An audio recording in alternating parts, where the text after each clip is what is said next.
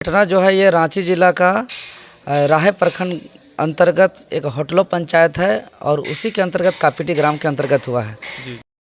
नमस्कार, जोहार। अभी हम रिम्स में हैं और कल की एक घटना है जिसमें एक भालू ने एक महिला को अपने चपेट में लेकर उसका मृत्यु हो जाता है और उसका पोस्टमार्टम आज हो चुका है। उसी को लेकर इनसे परिजनों से मिलने की कोशिश करते हैं। आखिरकार जो वन विभाग के लोग क्या कर रहे हैं और जो इनका जो एक्चुअली जिस दायरे में होना चाहिए वहाँ से बाहर आकर किस तरह से लोगों का क्षति पहुंचा रहे हैं, इनको जानने की कोशिश करते हैं। सबसे पहले इनके जो परिजन हैं इनसे बात करने की कोशिश करते हैं। जोहार। जोहार। ये जो मृतक हैं इसके आप क्या लगते हैं? बेटा। हाँ। कैसे हुआ ये घटना, कब की है, कहाँ, कैसे, क्या कुछ हुआ? काल बकरी चराने गई थी। अच्छा। बकरी चराने गई थी तो उसके बाद पानी आई है। पानी आने के बाद वहाँ अगल बगल में कोई आदमी नहीं था। अच्छा। बकरी घर आ गया। उसके बाद फिर खोजने लगा गांव घर में अगल बगल में जी। तो कहीं नहीं मिला। तब एगो बच्ची बोली कि नहीं उस जगह वो बैठी थी, बकरी चरा रही थी। तब वहाँ चल गए। तब वहाँ देख रहे हैं कि नहीं, तो ये जिस तरह से भालू का प्रकोप आपके क्षेत्र में अभी आ रहा है कि पहले से ही ऐसा चलता आ रहा है? पहले से उतना नहीं था, मतलब अभी बहुत है। तो क्या बोलना चाहिएगा वन विभाग के लोगों को? ये जो मृतक हुआ इससे आप सरकार से क्या आश्वस्त करना चाह रहे हैं, क्या बोलना चाहिएगा, क्या मांगे हैं आप लोग? सरकार को जो प्रस्ताव उसका है जी, हाँ वही मांगे हैं।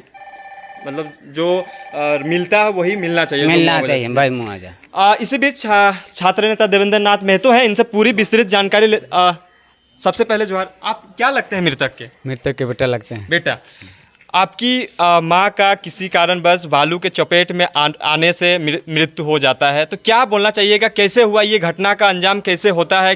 क्या आपके क्षेत्र में भालू का प्रकोप ज़्यादा ही है कि अभी के टाइम में ऐसा हो रहा है? नहीं, प्रकोप तो हम लोग भालू पर आते रहता है, हम लोग का गाँव भी आता है। अच्छा। लेकिन इससे समय ज़्यादा आ रहा है। मतलब अभी ज़्यादा आ रहा है? हाँ। पहले भी ऐसा कोई घटना हो चुका है क्या आपके क्षेत्र में? लेकिन हम लोग क्षेत्र में नहीं हुआ है, फुलवार में हुआ है।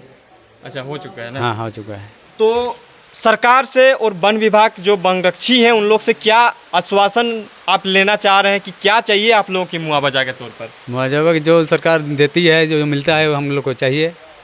अच्छा, चलिए। देवेंद्र नाथ महतो भी है, साथ में और भी लोग हैं, इनसे जानने की कोशिश करें। जोहार भैया। जोहार। मृतक के क्या लगते हैं आप? हम लोग कोई नहीं, हम लोग यहीं से मतलब यहीं से है ना? हम लोग यहीं से है। ये जो घटना होती है आप इसको कैसे देखते हैं? ये तो वन विभाग को ये सब देखना चाहिए और ये जो भी मुआवजा है वन विभाग को इनका देना चाहिए। जिस तरह से कहीं ना कहीं वन विभाग के लोगों में कुछ कमियां होने के कारण इस तरह का घटना का अंजाम होता है, क्या लगता है इसमें क्या होना चाहिए? क्या सुधार करनी चाहिए कि क्या? नहीं, इसमें वन विभाग को थोड़ा सा इसके कुछ पहल करना चाहिए था। जी जी। और भालू का जब इतना प्रकोप है, उधर हाथी वगैरह का भी काफ़ी प्रकोप है उधर, इसमें उन लोगों को पहल करना चाहिए, इससे कुछ उपाय ग्रामीणों को बताना चाहिए था। तो पहले ऐसा कुछ घटना सामने नहीं आया था क्या? इससे पहले तो ऐसा केस नहीं आया, बस हाथी का वो प्रकोप है उधर। हाथी का दहशत है। हाँ, उधर दहशत है उसका। जी जी। अभी हम देवेंद्र नाथ महतो विस्तृत जानकारी लेते हैं, आखिरकार क्या कुछ बातें हुई हैं, सामने निकल के आया है, क्योंकि इनके क्षेत्र का ही आता है तो हम जानने का प्रयास करेंगे आखिरकार क्या कुछ माहौल बनता है उस टाइम पे जब जंगली जानवर के अटैक करने के से किसी लोगों का नुकसान हो जाता है। सबसे पहले जोहार दादा। जोहार जोहार। किस तरह का ये घटना को आप देखते हैं, क्योंकि एक महिला का मृत्यु हो जाता है भालू के चपेट में आने से, कैसे लगता है, क्या होता है इसमें, क्या कुछ कमियां रही होंगी जिस कारण ऐसा हुआ है? देखिए, सर्वप्रथम तो यह घटना जो है ये रांची जिला का राहे प्रखंड अंतर्गत एक होटलो पंचायत है और उसी के अंतर्गत कापीटी ग्राम के अंतर्गत हुआ है, जहाँ मेरा भी गांव है। जी।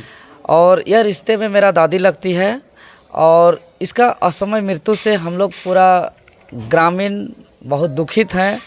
और इस तरीके से जंगली जानवरों के द्वारा जो हमला से असमय जो मृत्यु हो रहा है, इससे पूरे क्षेत्र दहशत में है। जी।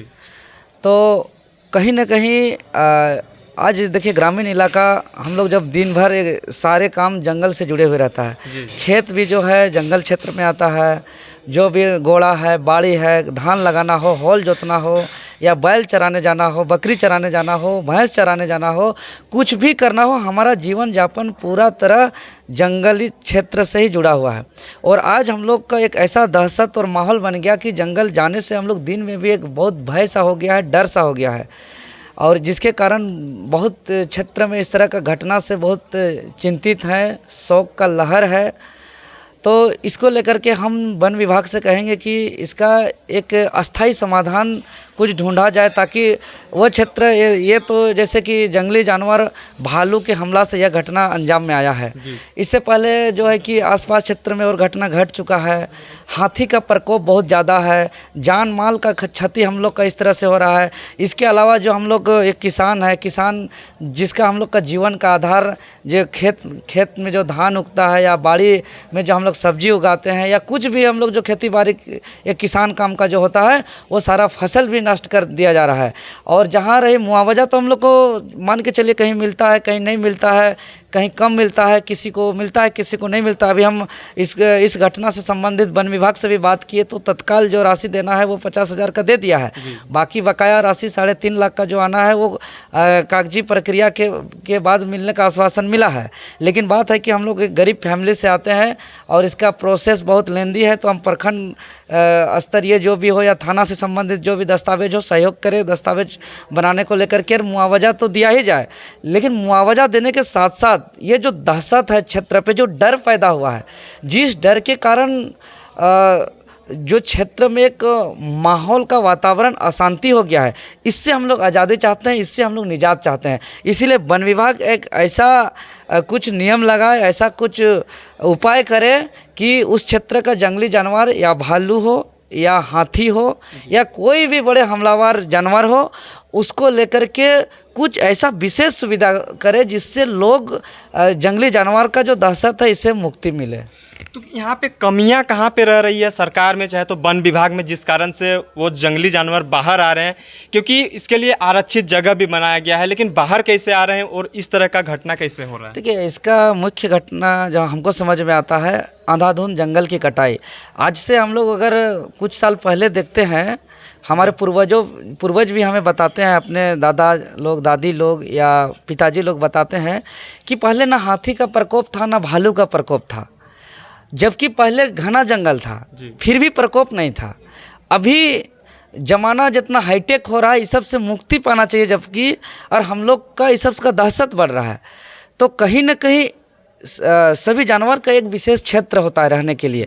तो ये जैसे हाथी हो या भालू हो या अन्य जो भी जानवर है, उनका जो विशेष क्षेत्र घना जंगल जो इसका क्षेत्र था, चाहे हम पुरुलिया क्षेत्र की बात करें, उधर अयोध्या पहाड़ तरफ की बात करें या आगे जो भी उन लोग का एक हाथी विशेष चिन्हित क्षेत्र है, उस क्षेत्र को विकास का नाम से विनाश कर दिया गया, जंगल का अंधाधुंध कटाई कर दिया गया, जिसके कारण जानवर भी भयभीत होकर के अपने क्षेत्र छोड़ के दूसरे क्षेत्र जा रहे हैं। तो सबसे पहले हम तब सुरक्षित रहेंगे जब जानवर भी अपने आप पे सुरक्षित रहेंगे। तो जानवर का जो सुरक्षित क्षेत्र है, जानवर के लिए जो विशेष क्षेत्र है, उसको भी छेड़छाड़ न किया जाए।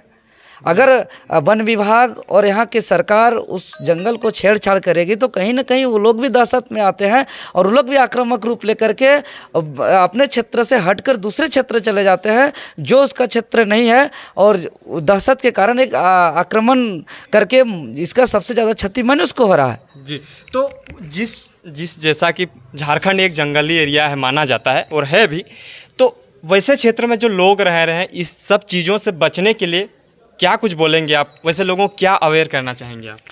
सबसे बड़ी बात तो जितने भी हमारे क्षेत्र खास करके जो भी सोनाहतू, सिल्ली, तमाड़, राहे, आसपास के इचागढ़, जितने भी क्षेत्र हैं जिसके आसपास में इस तरह का हमला बार बार होता है, थोड़ा सावधानी बरतना है, समय पर अपना घर आना है, साथ साथ किसी के साथ जाना है, साथ साथ आना है, और अपने बचाव को लेकर के जो भी अपना लाठी डंडा चाहे जो भी एक पारंपरिक जो हम लोग का हथियार रहता है उसको अपने साथ रखना चाहिए जानवर से बचाव को लेकर के।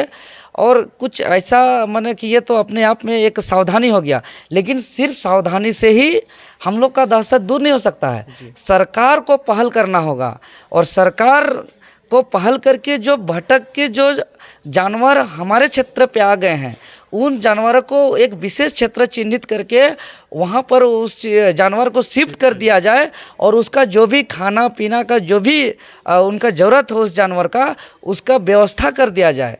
क्योंकि आज एक एक आदमी वन विभाग से, चाहे रेंजर हो, फॉरेस्टर हो, जब घोटाला करते हैं और अपने, जब एक व्यक्ति इतना इतना पैसा गबन कर ले रहा है, जानवर भी खाएगा तो क्या दिक्कत है? सरकारी फंड से उसको खिलाया जाए, उसका कुछ किसान को ही बोल दिया जाए कि जो जानवर खाते हैं उसको उगा के किसान देंगे, बदले में किसान को बस उसका उचित मूल्य चाहिए। तो उसका खाने पीने का सुविधा, उसका विशेष घेराबंदी किया जाए, उसको एक विशेष क्षेत्र में ही रखा जाए, उस क्षेत्र से कोई भी जंगली जानवर को बाहर निकलने न दिया जाए। अगर उसका क्षेत्र से बाहर निकलेंगे तो एक साधारण मनुष्य कितनों सावधानी बरतेगा तो वो जो है कि जानवर के दहशत से बचना मुश्किल है। इसीलिए इसका समाधान सरकार को ही निकालना होगा, हर हाल में निकालना होगा, अन्यथा यह घटना आने वाले दिनों में बढ़ते जाएगा। असमय मृत्यु इस तरह का घटना आए दिन घटती जाएगी और बहुत बुरा स्थिति हो जाएगा आने वाले दिनों पे। लोग दहशत पे हो जाएंगे। आपको पता है हमारे क्षेत्र पे अगर कोई 5-6 बजता है तो कहीं कोई भोज खाने जाने के लिए डरता है, कोई अपना शादी विवाह अटेंड करने के लिए डरता है, कोई कहीं जाता है तो अपना घर परिवार में कोई अकेले, कोई बेटा है, बेटी है, बूढ़े माँ है, बूढ़े बाप है तो वापस घर नहीं आ पाता है, रात बिताना पड़ता है उधर ही, जबकि वो 6-7 ही बजता है। ये एक ऐसा माहौल, एक ऐसा डर के जी रहे हैं हमारे इलाके के लोग। तो इससे हम लोग को मुक्ति चाहिए और यह मुक्ति यहाँ के सरकार ही दिला सकता है। जी जोहार दादा। जोहार। तो ये थी पूरी जानकारी। आगे की के लिए बने रहे हमारे साथ। जोहार, नमस्कार।